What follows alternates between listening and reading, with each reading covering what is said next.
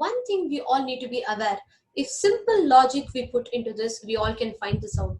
If you observe, every time she tries to insert an idea into people and negative and a false idea about Swamiji and Sangha to people, one tactic that she uses is showing herself as a victim. How far did he take it with you? Like, was he like how did he ever touch you? Did he? Oh yeah, he did. It started really like a mental trip the first time I went to India. Many of us, one thing that all of us have is when we see someone in suffering, whether a man or a woman, the first response is not doubt. The first response is feeling the sympathy that comes out. We sympathize them, and then only even doubts come in. That sympathy, that weak point, is what is becoming a weapon for many cheap, cunning people like Dirty Laundry. And that's what she does in all her video.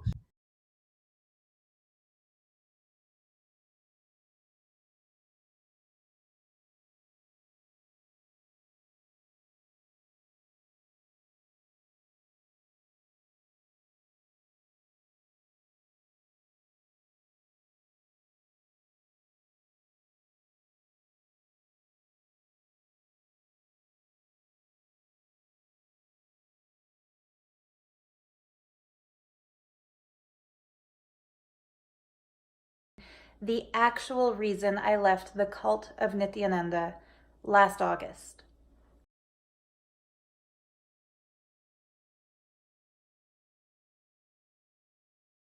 And I want to make it clear, I was a Gurukul Acharya at the time. I was one of the people who taught a class on a regular basis to the kids. That's why they had a personal relationship with me.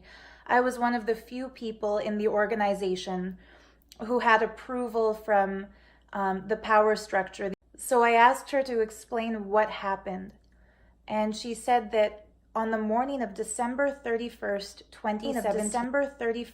2017, the Gurukul head stormed into the children's dorm. And if people weren't there on time, before the girls were I awake, got yelled at and told that it's my incompletion and that I should be in a space of responsibility for everyone. Beat every other girl there. If even one person was missing from yoga, they couldn't just cry. It was because they my had to have space had actual dropped. tears so that she knew it wasn't a fake cry. And that some of the kids had black eyes.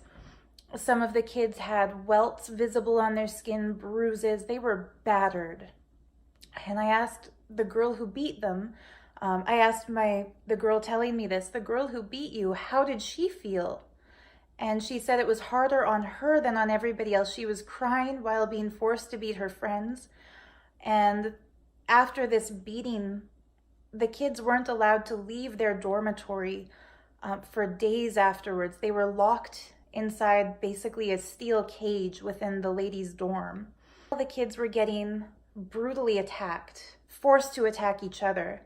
The teacher told them they are being punished because participants are not manifesting these powers, and that it's the children's responsibility to make the people express those powers through entanglement.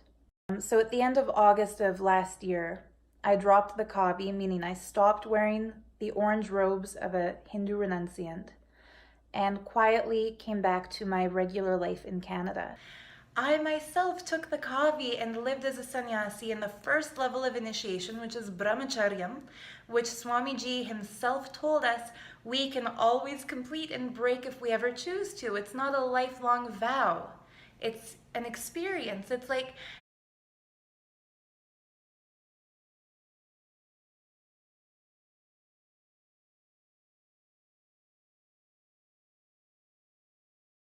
getting in the door. The Trishul, which is a symbol of Shiva, of the Lord Shiva, and the triple aspect of God as per Hinduism, which is creation, maintenance, and destruction. But a Christian would see this as the pitchfork of Satan and a symbol of ultimate evil. So if I had been a Christian missionary in disguise who infiltrated that organization, There's no way in hell, pardon the expression, that I would have gotten permanently inked in my skin a symbol of something Christians would consider evil.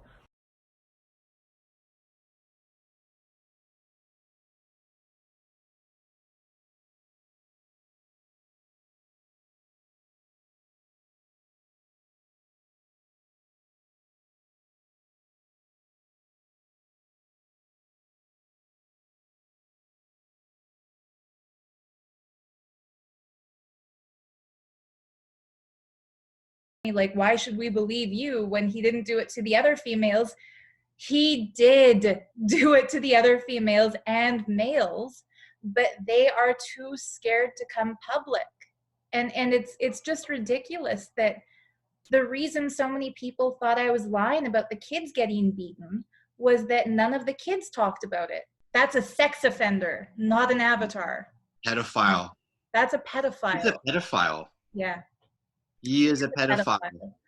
And I mean, and makes them feel like a sexual relationship with him will lead them into greater Advaita, greater oneness.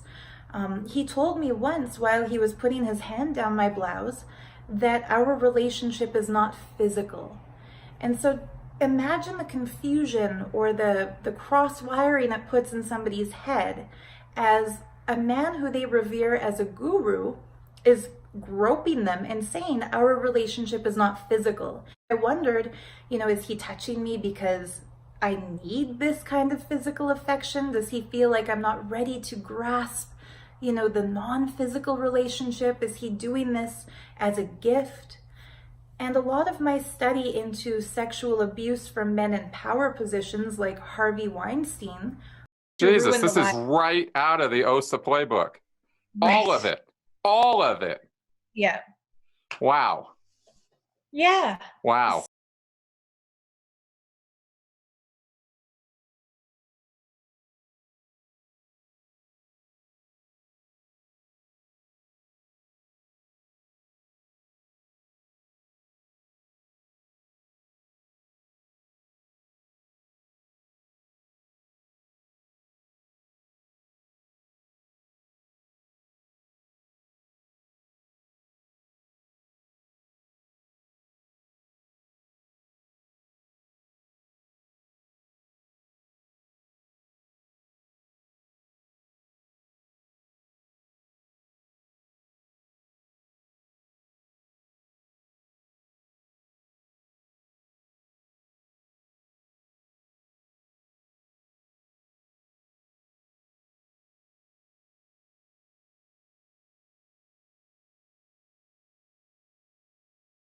Making a mockery of the Indian judiciary system by saying he has authority.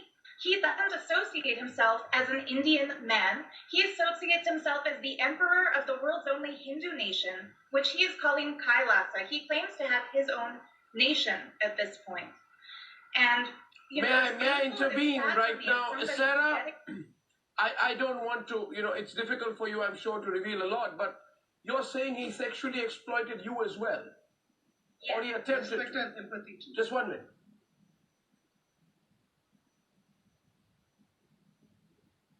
Yes. It started via Facebook Messenger messages in my inbox.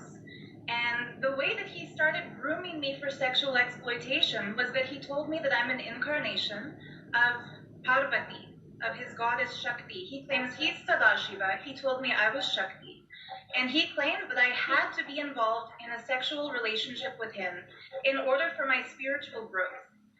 Now, when he was making these claims to me, I wasn't actually aware of the fact that this is exactly how he had groomed Arti Rao. Everyone should know her name. She was his first public whistleblower and rape victim who has pressed charges of rape back in 2010.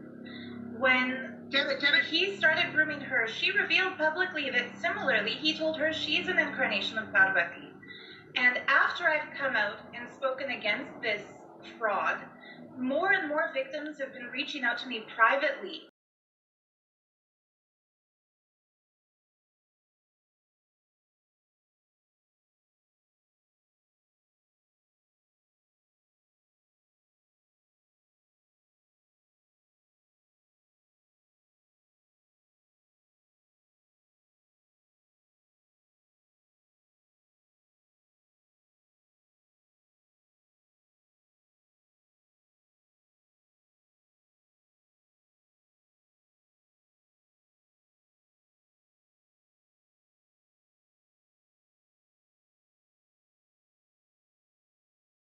and his spiritual persona, convincing people that he's an avatar of Shiva, and then gaslighting his victims into feeling special when he puts a sexual advance on them, or that it's mandatory for them to do this in order to achieve higher spiritual states.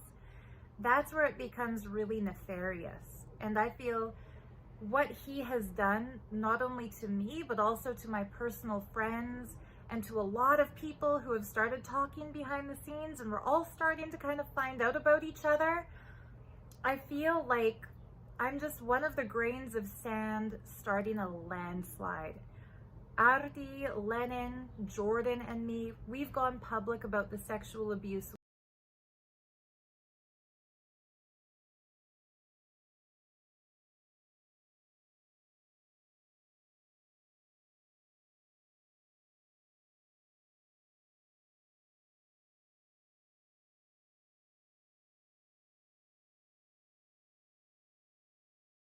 Really like a mental trip. So what specifically he did to me, and I mean, it goes back all the way to 2009 when I first attended Inner Awakening and Life Bliss Engineering.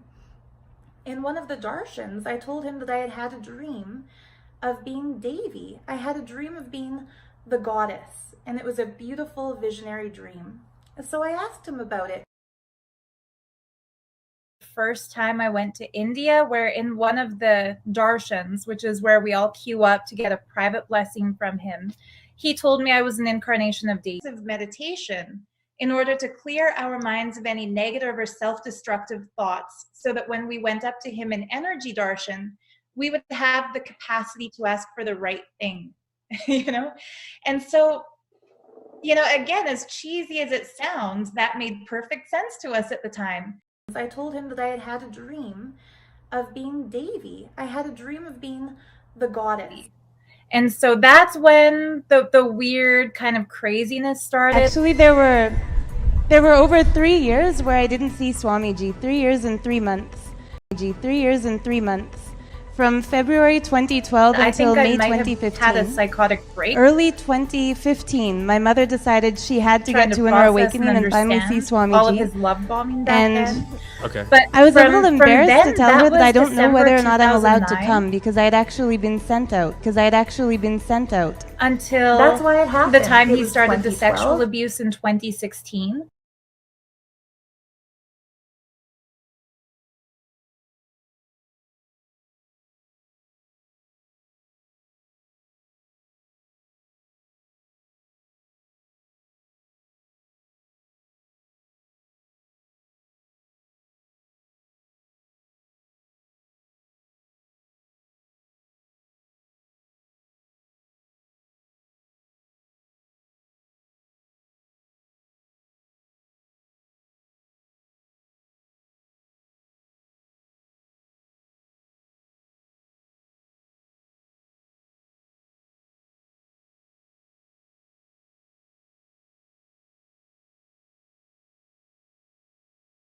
If he were the monster so many people are trying to imply that he is, so many of the false media propaganda stories are claiming, if that was truly his character, he would have definitely done something in those 10 years. I would have either witnessed something with somebody else or it would have happened with me. And then I would be saying something different, or I wouldn't be continuously again and again and again reassuring people. What does it mean to be integrated to something that we want? It means not to question, to backtrack, to be iffy, wishy-washy about it, but just you want something, do it, get it. In the month for, I think, September, October of 2019, she had gotten a huge sum of money.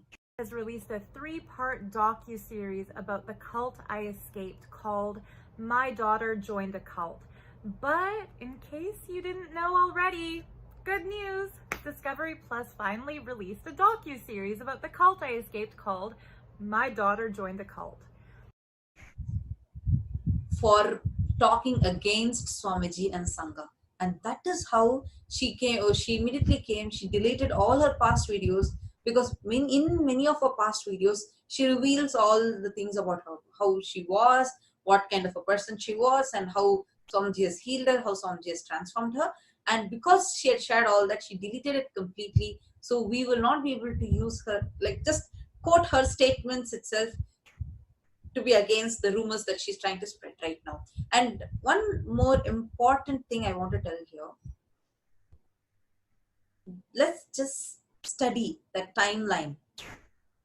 2018 towards November, this dirty laundry leaves the Adinam, and in 2019 till almost August, she puts multiple videos after videos and posts telling how she was happy in the ashram, and she only came to Canada just to do her household work, just to live a different outer world lifestyle. Paramahamsa Nityananda, the guru to whom I will always be grateful for his teachings and for everything that he showered on me when I was a member of his organization. What are the perversions he's carried out? What is he really like? So, Sarah, you're the whistleblower. I'd like to hear you first. Thank you so much. See, Nityananda on stage claims himself to be the living avatar of Sadashiva. And a lot of people got easily duped and fooled into believing that because we've seen so much support given to him by individuals like the 292nd Pontiff of Madurai Adinam, who named him the 293rd Guru Mahasanidanam. And we've also seen Mahanirvani Akara name him as a Mahamandaleshwar. So we believed he was religiously credible. And when he claimed that he is the living representative of Sanatana Dharma, we had no reason to doubt that because it appeared to us as if everyone in India was supporting him. However, behind the scenes, he told me that I was an incarnation of Parvati Devi and that I had to engage in a sexual relationship with him in order to experience Advaita, or oneness. Similarly, he has sentenced other women, including Aarti Rao, who accused him of rape back in 2010. As of now, her rape trial has been ongoing for 10 years. We are still waiting for some justice to be served.